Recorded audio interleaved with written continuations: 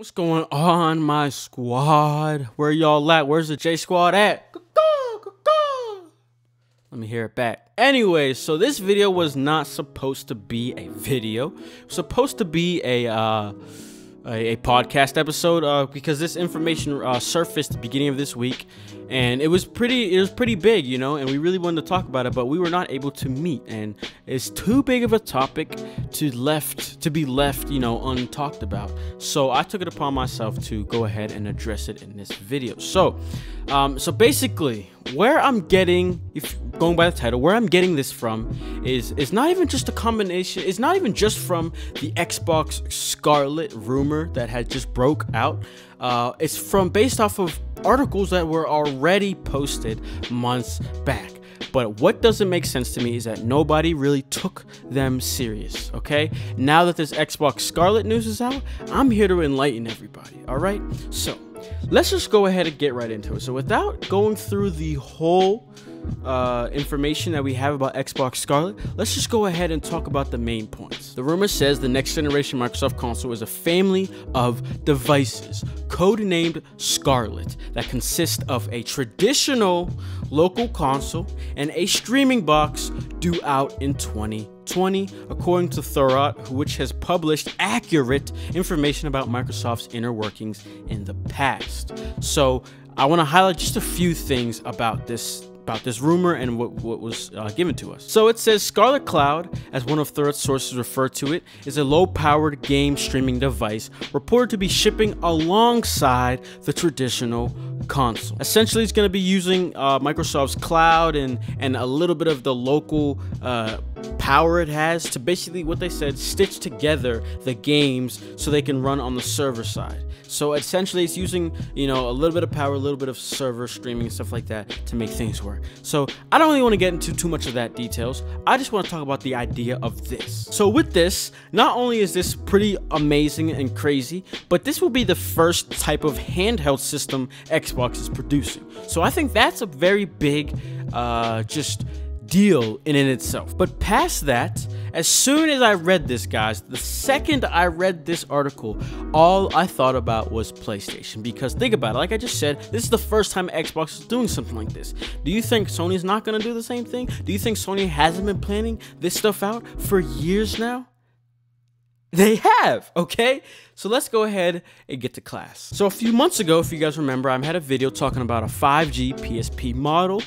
Basically, not that Sony had said specifically they were going to be doing this. It was just based off some other stuff they said that people were suspecting they kind of put this together. Now, what I will say, as it is now, I think they're honestly 100% accurate, and this will be what we'll see in 2020.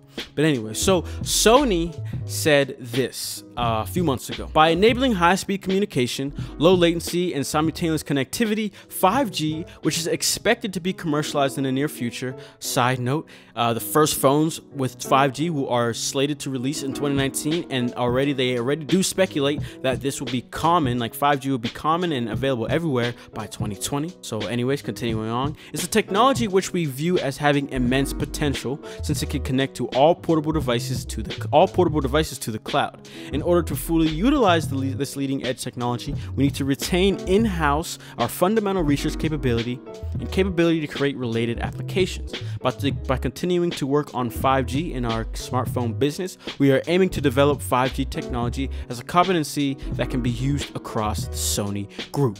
So it's good to note, Sony Group means everything dealing with Sony, aka PlayStation. So like I said, the first phones for 5G are slated to release in early 2019, and it's supposed to be commercialized by 2020. So that's pretty fast. Now, I need y'all to watch the video that I'm gonna link. It should be in the description, and it's by an Engadget, and they're basically explaining 5G. And once you guys watch that, you will understand completely where Sony is coming from, okay? So before you even watch it, 5G's typical speeds, as in just average speeds, should be 20 times the speeds of home Wi-Fi, and that's at 1.4 gigahertz. So just let that sink in, bro. We're talking about 300 plus megabits per second for your download, bro.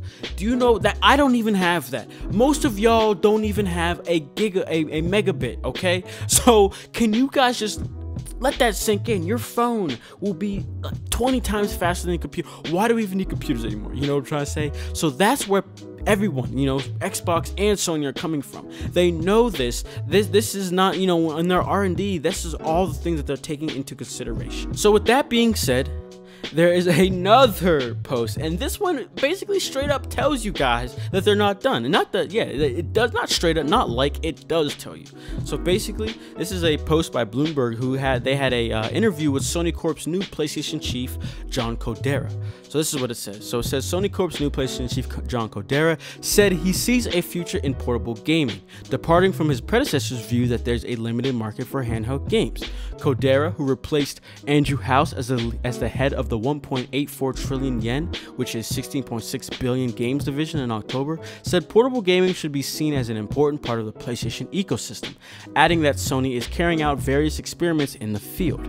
He hinted that the next console may be closely integrated with portable devices, but said it's not yet the right stage to discuss specific hardware plans. So then it says, while Sony has a handheld device, the PlayStation Vita, it hasn't been revised or replaced since 2011. That created an opening for Nintendo Co. to deliver a hit with the Switch, which debuted last year and has already outsold the Vita.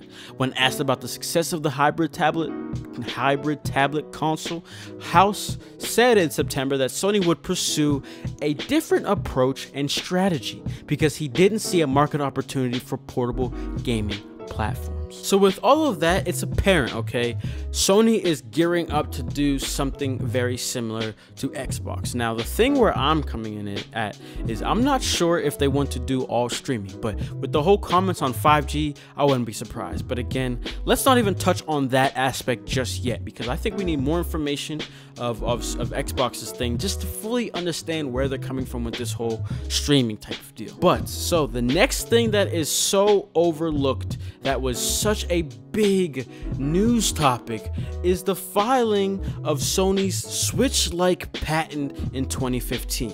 So basically, if you guys saw my video about, this is way too many months ago, like 8 months ago, we were talking about that, and it was just, at that time I was like, why is nobody talking about this? Now, there was people talking about it, but they were just kind of saying, oh, it was filed, well, whoop-de-doo. They weren't thinking much about it. And so now this is where it's coming back for us, okay? So if, like I said, it was filed, the patent was filed in 2015, but was actually published in 2017. And so if you notice, I should have it on screen, it looks like there's two DualShock controllers on the side. Now, I was initially thinking they were detachable or something like that, but they might not be. The device might come just like that. But the fact that they already have a design for a type of handheld streaming device already on the internet is such a clear sign that this is what they're gearing up to do. You know what I'm trying to say? And so the fact that Xbox announced their thing doing this, it gives me no doubt in my mind that Sony is doing the same thing.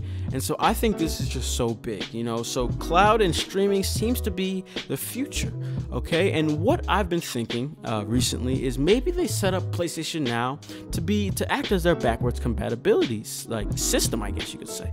So they announced it years ago so they could keep gradually adding games to it, you know, and think about it, they could be making money off of it right when they announced it at that time. So it seems like a pretty good, you know, idea to add, to you know, announce it and release it while you keep adding stuff, while people keep paying for it. So they're making money while this whole system, you know, system is being developed in a sense, you know, being added to it and everything. Now PS4 games are available, and now soon you'll be able to download your games onto your system. So it seems like this is their whole plan. They've been plotting this out for years. You know what I'm trying to say? That patent is the biggest, you know, indication that this is not no last minute, you know, thing being planned, you know. So I just think this is all pretty crazy, and I just really want to know what you guys have to say. But it's just apparent, and it's a guarantee, Sony is not done with making handheld devices. They're just taking a new approach, and that's how it kind of has to be in a sense. Nintendo is one of the only people that could pull off this thing, you know, that they got going on. Their handhelds have always been successful, and they don't require too much power to do that kind of stuff. So you take big companies like Xbox and PlayStation, they need to go a different route, you know, in a sense, to be able to accomplish having their games work on all their systems, whether it be a little device or the main, you know, traditional home console. And that's the key there, you know. I think because since games will forever be advancing, it's gonna be hard to keep that console quality on the go without it being, you know, accomplished in a different way that could be ever expanding and ever changing, just how the games are. With those speeds, bro, you could stream anything at a very good quality with low latency and all that type of stuff, you know. It's really like, come on, you know what I'm trying to say? So I just think this is the route we're all going for. Now, I don't know how you guys will feel about it.